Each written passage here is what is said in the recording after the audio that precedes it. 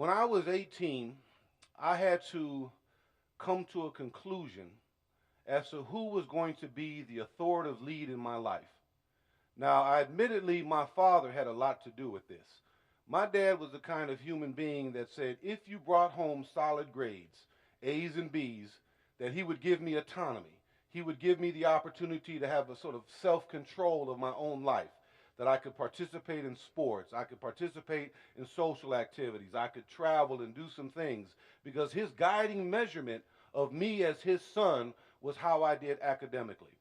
So I realized there was a whole lot of wonderful things I wanted to do, but as long as I took care of my academic business, all of the other things could be in place. Now, there were some times when I led my young life through my social identity, and that was chaos.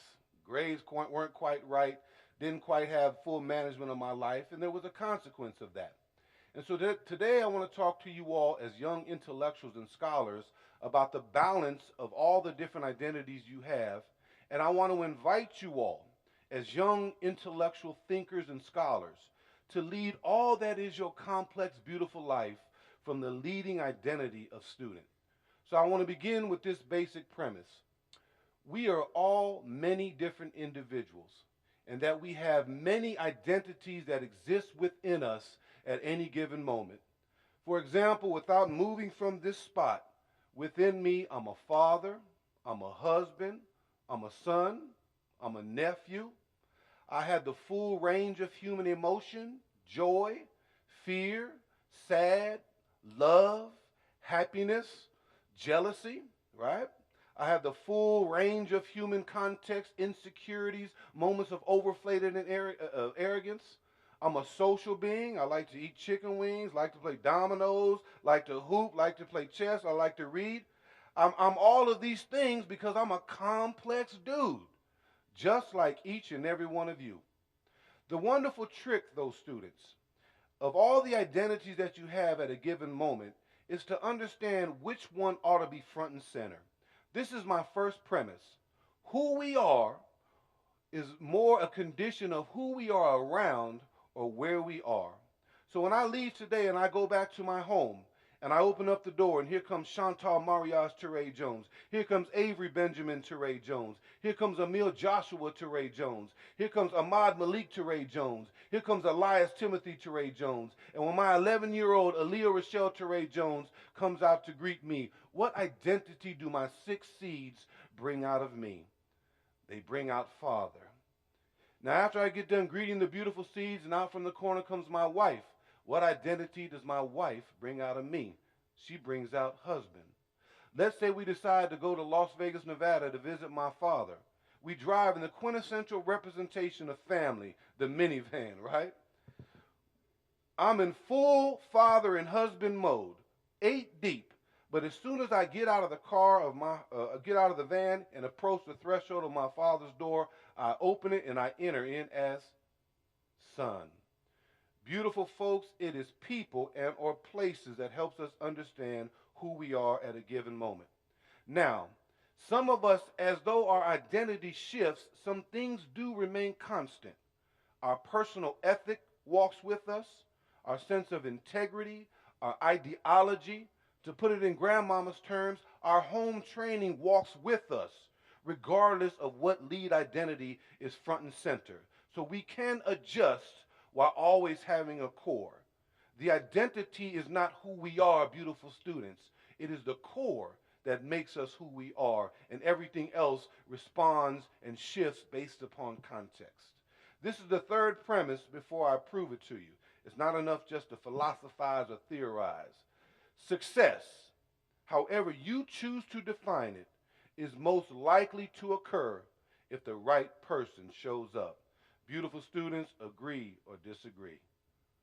Agree. All right. So we're going to deal with 3 identities. We're going to deal with the house party. Yes. We're going to deal with the spot, and I'll identify that for you in a moment. And we're going to deal with the classroom. Okay? So those are our 3 locations. Beautiful students, who are you at the house party? Now hold up one moment. It's that house party, y'all. I mean, you've been thinking about this one for quite some time. Put it in your smartphone. Ask your parents to take you to the mall to get a new outfit. You're excited about this one. Pull it over at the Quick Trip to get some gum. You know what I mean? At the house party, it depends on where we're at in the United States. I did this piece several years ago in the Bay Area, and at that time, crunk music was out, and the young people said, "We're hyphy, we're crunk," right? I did this a month ago, and folks were turnt, T-U-R-N-T. They were turnt. But names change very quickly. Yesterday I did it. It was lit. Now we're lit. So at the house party, okay, I'm seeing some connection here. So house party you is lit. Now the spot. Every institution of higher learning has a place where people hang out. They're in between class. They say, "Hey, meet me after class." You don't say where. Magically, you show up at your spot. In that space, you're social, and in the classroom, you're student. Right? And this list could go on and on. I'm not talking about three separate individuals, but one complex, multifaceted you. But not only do we have corresponding identities, we also have a state of mind, formal and informal. At a house party, in your litness, you're almost ultra informal, right? In the spot, social, you're informal.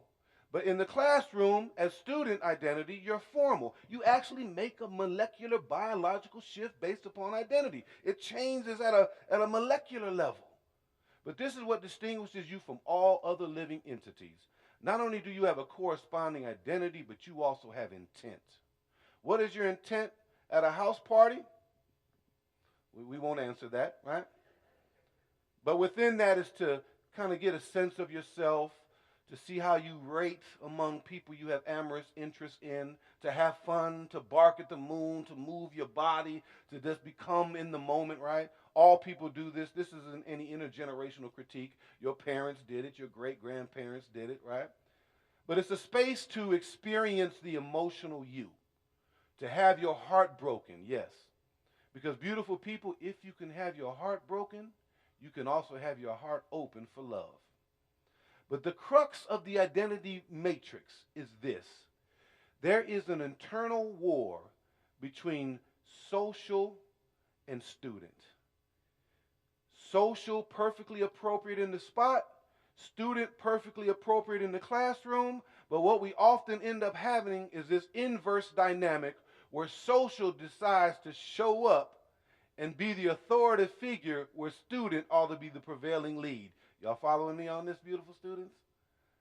This is natural because when you're 18 to 22, you're physically centered. You want to conquer the world. You can live forever. You're thinking about your sense of reputation, your sense of self. Intellectualism is a small, in the mind, contemplative kind of experience. Beautiful young people, you are naturally in an internal civil war between your student self and your social self. But I must impress upon you this. Social is concerned about the right now. Social marks milestones by Fridays. Social is the event coordinator of your life. Social wants to have fun. But I must ask you all this question to think about. Will you one day be older than you are right now? Will you one day be 31, 45, 62? I see you. 78. Man, I hope we all get to the Century Club. You know, we're just in the wheelchair just rolling, boy. I hope we all make it, right? But it is sort of this abstract. You logically know you're going to be older than you are one day because you remember being 6 and 7, right? But check this out. If you're like 93% of all living, breathing beings, one day you all will have a child. I am pointing at a future mother right now. You're like, no, don't do that. Hey, mama. You're like, I'm 17. What are you talking about? Hey, daddy. Check this out. Check this out. Your child gets older, And if your child's like 93% of other living, breathing beings, one day you're going to be a grandma. Hey, grandma. We got unique names for grandparents, right? No, no, Nana, me, Big Daddy, all kinds of unique names for, right? So I'm using this sort of point tactile example to say that you're going to be older than you are right now. And in all the identities that you have in your beautiful complex self, which one of those identities is preparing for the you yet to come? Which one of those many identities is the guardian of the future you? Is it lit? Lit's going to take care of future you? Yeah? You see, because undeniably one day you're going to be 48 years old, my age. And the kind of life you live, the satisfaction with that life, the kind of realities that you must contend with as a 48-year-old is vastly different than the focus and priority of a 19-year-old. The same way when you were 6 or 7 beautiful students, and Tonka trucks and Barbie dolls were the thing to have, right? You wouldn't be caught at 21 rocking no Barbie doll or no Tonka truck in public. Because what was absolute priority at 6 makes no sense at 17. You following me on this? So you are at this moment where you have this duality. Social trying to dominate the moment. Fun. Student must realize that they are trying to learn to develop a depth of knowledge that becomes permanently in their memory bank so that they can access it at a later time when they're trying to figure out grown human being problems. A child walks up to a refrigerator and says, what can I take out? A grown person walks up to it and says, what do I need to put in it? There is a shift that comes with age, and that is largely heightened responsibility for your own life, your own career, your own retirement, but in most instances for the life of other people that you produced. That is the realm of the mind. Lit and social aren't preparing for the future you. Beautiful students, that is the part of you called student. And it looks like something. Learning not just to produce a result on a test, but learning so that the information becomes permanently a part of your intellectual base, that when you need to access it in the future, it is instantly attainable and right there in your mind. But there is a greater purpose as I close. If you do decide to go to college, and I hope all of you will, college also becomes a platform that gives bachelor's degrees and master's degrees and PhDs and professional degrees. And a lot of time young people believe, understandably, that the purpose of college is to get a job. But in reality, even if you don't go to college, you still got to get a what? A job. And so oftentimes college attainment becomes synonymous with economic earning potential. And this is absolutely true. The more education you have, the more economic increase you will also have. But there's really a broader purpose for college graduates to think about.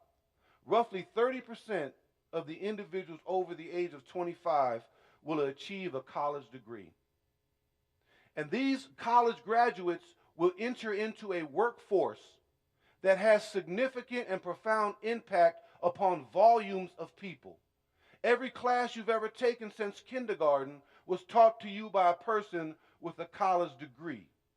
Every law that's ever been passed is initiated at a legislative level. 98% of this body has a college degree. What we eat is determined by scientists who decide what can go into the food chain. And if you believe McDonald's, over 9 billion served, people who make decisions that then set things in motion that impact mass amounts of people, if you go back to a commonality, they all have college degrees.